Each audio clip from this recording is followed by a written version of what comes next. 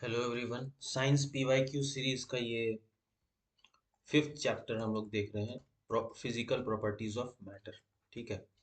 PYQ के साथ हम लोग कॉन्सेप्ट भी डिस्कस करेंगे। पहला पॉइंट है टेम्परेचर एट विच किसी भी सॉलिड का, किसी भी मैटर का सॉलिड, लिक्विड और गैसियस स्टेट तीनों मिलता है, उसको क्या बोलते हैं? उसको ट्रिपल पॉइंट बोलते हैं। ठीक है। तो वाटर का ट्रिपल पॉइंट कितना होता है? 0 डिग्री सेल्सियस या 273 K।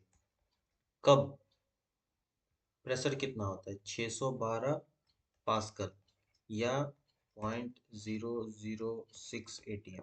ठीक है। इस टेम्परेचर और प्रेशर पे वाटर तीनों स्टेट में एग्जिस्ट करता है, सॉलिड, लिक्विड और गैस। ठीक है। तो वाटर का ट्रिपल पॉइंट का हम लोग क्या यूज करते हैं? हम लोग थर्मामीटर को कैलिब्रेट करते हैं, मतलब थर्मामीटर को बताते हैं, जब थर्मामीटर बनता है तो उसको बताते हैं कि ये है भाई 0 डिग्री सेल्सियस। ठीक है। तो ट्रिपल पॉइंट ऑफ वाटर का वहाँ यूज होता है। ठीक है। Next, water droplet spherical shape का क्यों होता है? तो भैया सरफेस टेंशन। सरफेस टेंशन मतलब सरफेस पे जो मॉलिक्यूल है वो एक दूसरे को खींचता है, और वो सरफेस मिनिमम सरफेस एरिया बनने का। तो मिनिमम सरफेस एरिया क्या रेक्टेंगल का होता है? नहीं। ट्रायंगल का होता है? नहीं। मिनिमम सरफेस एरिया होता है एक स्फेयर का। तो इसीलिए वाटर ड्रॉपलेट्स स्फेरिकल होता है। रेन ड्रॉप क्या होता है? स्फेरिकल होता है क्योंकि सरफेस टेंशन होता है। सही बात है। हाँ, tendency of liquid drop to contract and occupy minimum area, इसी को बोलते हैं सरफेस टेंशन। देखो यहाँ पे मिनिमम एरिया किसका होता है? स्फेयर का होता है। ठीक है। ऑयल स्प्रेड करता है चारों तरफ वाटर सरफेस। क्यों? क्योंकि सरफेस टेंशन ऑयल का कम है वाटर से, इसीलिए वो स्प्रेड कर जाता है पानी के ऊपर। केरोसिन फ्लोट करता है वाटर पे। क्यों? क्योंकि उसका डेंसिटी कम है वाटर से। ठीक है। लेस डेंस जो रहेगा वो फ्लोट करेगा। ठीक है।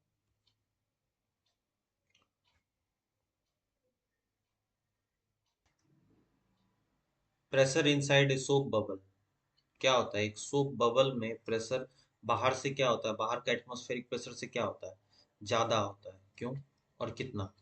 तो सोप बबल हम लोग जब देखते हैं तो सरफेस टेंशन के कारण सोप बबल फॉर्म होता है, और इसका प्रेशर जो होता है वो है 4T/R। ठीक है। ये T जो है ये सरफेस टेंशन है। ठीक है। तो एक चीज और हम लोग देखते हैं कि ये आर क्या है? ये रेडियस है सोप बबल का। तो बताइए, एक छोटा सोप बबल और एक बड़ा सोप बबल, किसके अंदर में ज्यादा प्रेशर होगा? तो प्रेशर देखिए इनवर्सली रेडियस जिसका ज्यादा उसमें प्रेशर कम, रेडियस कम प्रेशर ज्यादा, इनवर्सली प्रोपोर्शनल है। तो छोटा सोप बबल में ज्यादा प्रेशर होगा। ये क्वेश्चन आता है। ठीक है। ठीक है। If two soap bubbles of different diameter come in contact, अगर ये दोनों सोप बबल एक दूसरे से टकरा जाता है तो क्या होगा? The smaller bubble will become smaller and bigger will become bigger. बड़ा वाला और बड़ा हो जाएगा और इस छोटा वाला और छोटा हो जाएगा। क्यों? जैसे ही टकराएगा इसके अंदर प्रेशर ज्यादा है, वो एयर इसमें चला जाएगा, ये बड़ा हो जाएगा और ये और छोटा हो जाएगा। ठीक है। नेक्स्ट। नेक्स्ट, ये हाइड्रोजन, एक बैलून में, पॉलीथीन का बैलून में हाइड्रोजन गैस हम लोग दिए हुए हैं, और वो सरफेस से छोड़े, अर्थ का सरफेस से जा रहा ऊपर का तरफ। तो ऊपर का तरफ जाएगा तो क्या होगा? उसका साइज क्या होगा? तो अंदर में हाइड्रोजन गैस है, नीचे अर्थ के सरफेस के कांटेक्ट के अराउंड एटमॉस्फेरिक प्रेशर ज़्यादा है, ऊपर जैसे जाएगा एटमॉस्फेरिक प्रेशर क्या होगा? एटमॉस्फेरिक प्रेशर कम होगा। एटमॉस्फेरिक प्रेशर कम होगा तो अंदर का जो गैस है वो फैलेगा, बड़ा होगा। तो उसका साइज क्या होगा? इंक्रीज होगा। इस चीज को हमेशा याद रखना है। ऊपर से नीचे आएगा एटमॉस्फेरिक प्रेशर बढ़ेगा, साइज डिक्रीज होगा। नीचे से ऊपर जाएगा अर्थ का, जितना ऊपर जाएगा उतना वो बड़ा होते जाएगा, एक समय जाके फट जाएगा। ठीक है। नेक्स्ट क्वेश्चन है कि when some charge is placed on a soap bubble. अब एक सोप बबल है, इसके ऊपर में हम लोग मान लो चार्ज रख दिए तो क्या होगा? तो हम लोग जानते हैं like charge repel each other, charge particle एक दूसरे को रिपेल करेगा और रिपेल करने के कारण उसका सरफेस एरिया को बढ़ाएगा।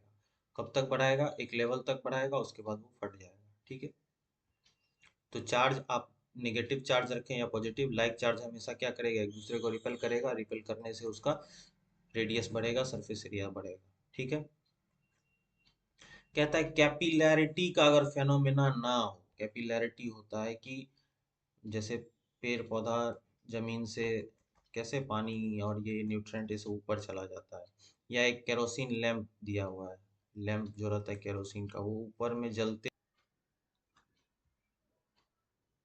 नेक्स्ट है the law under which the same condition of temperature and pressure, temperature pressure same रहे किसी गैस का, दो अलग अलग गैस का, तो उसका वॉल्यूम भी सेम होगा। इस लॉ को बोलते हैं Avogadro law.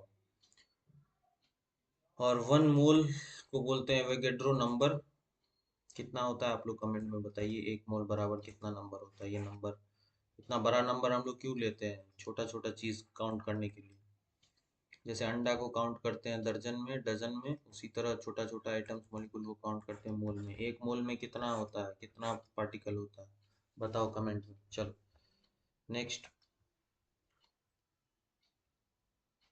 Distance between molecule of carbon dioxide filled in any container में इंक्रीज।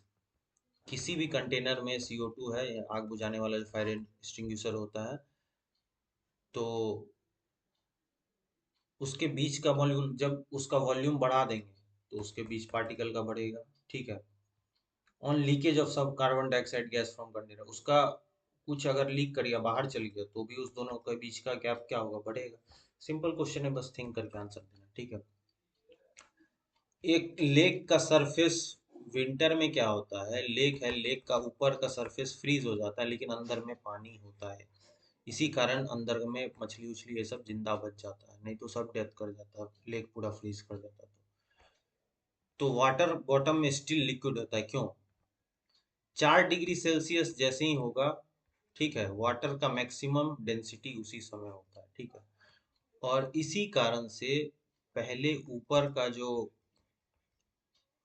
सरफेस है वो जल्दी ठंडा होता है, और जल्दी ठंडा होने से वो पहले ही जम जाता है, तो उसके नीचे का सरफेस का पानी ये सब नहीं जमता है।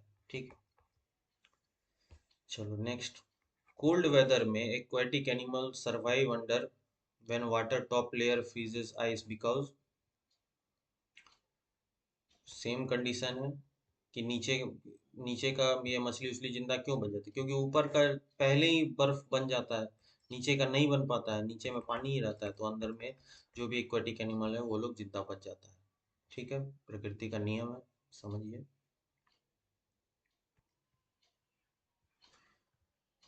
कहता है fish can survive in A frozen lake, क्यों मछली बच जाता है? क्योंकि नीचे जो है वो पानी, अब ये बताया, पानी जमता नहीं है, इसीलिए मछली बच जाता है। ठीक है, अब ये सब में किसी भी चीज अगर सब्सटेंस को बढ़ाएंगे तो क्या बदलेगा? नहीं, डेंसिटी। डेंसिटी क्यों नहीं बदलेगा? क्योंकि डेंसिटी है मास बाय वॉल्यूम, ये एक रेशियो है। आप मास बढ़ा रहे हैं, वॉल्यूम भी बढ़ेगा, तो ये जो उसका रेशियो है, ये रेशियो कांस्टेंट रहता है। ठीक है, वाटर जो है सबसे ज्यादा डेंस होता है 4 डिग्री सेल्सियस पे, याद रखना। सबसे ज्यादा डेंसिटी वाटर का होता है 4 डिग्री सेल्सियस पे। डेंसिटी चेंज होता है टेम्परेचर के अकॉर्डिंग। ठीक है, एक iron ball floats on mercury but get immersed in water. Mercury में आयरन बॉल तैरता है, लेकिन पानी में डूब जाता है, क्यों? पानी उतना डेंसर नहीं है, पानी उतना उसको रिएक्शन नहीं दे पाता है ऊपर फ्लोट करने के लिए, लेकिन मरकरी बहुत डेंस है, इतना फोर्स लगा देता है कि वो तैरता रहे। ठीक है, रीजन है specific gravity of iron is more than that of mercury. बात सही है, स्पेसिफिक ग्रेविटी अगर किसी चीज का 1 से ज्यादा है तो वो ऑब्जेक्ट तैरेगा नहीं, 1 से ज्यादा है तो वो डूब जाएगा, और अगर 1 से कम है स्पेसिफिक ग्रेविटी तो वो डूब जाएगा। स्पेसिफिक ग्रेविटी होता क्या है? किसी भी चीज का density by density of water, ये होता है स्पेसिफिक ग्रेविटी। ये रेशियो 1 से ज्यादा है, यानी कि वाटर का डेंसिटी से ज्यादा है वो डूब जाएगा वाटर में, वाटर का डेंसिटी से कम है तो वो ऊपर में तैरेगा। ठीक है।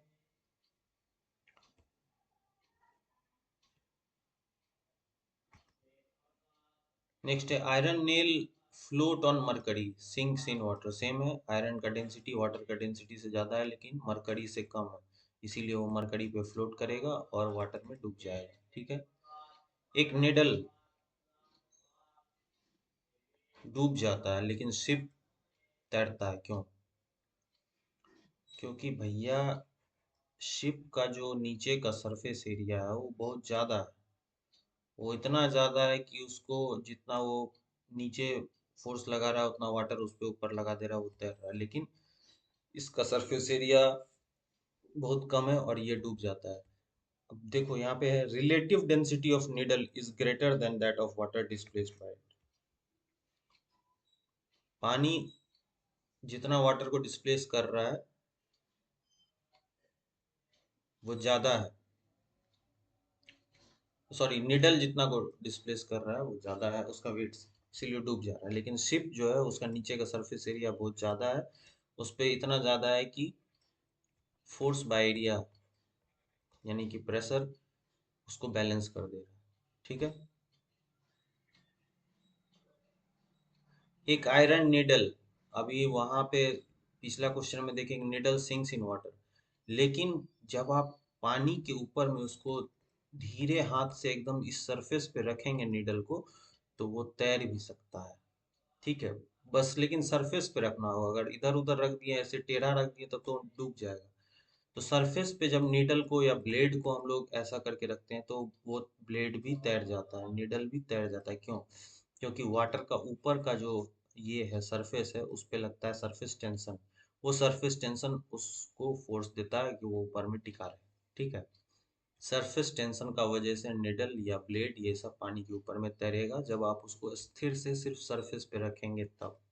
ऐसे रख देंगे टेढ़ा होचा जैसे भी, तो वो निडल सिंक कर जाएगा, ब्लेड सिंक कर जाएगा। लेकिन अस्थिर से जब आप उसको रखिएगा सरफेस पे तो वो तैरेगा।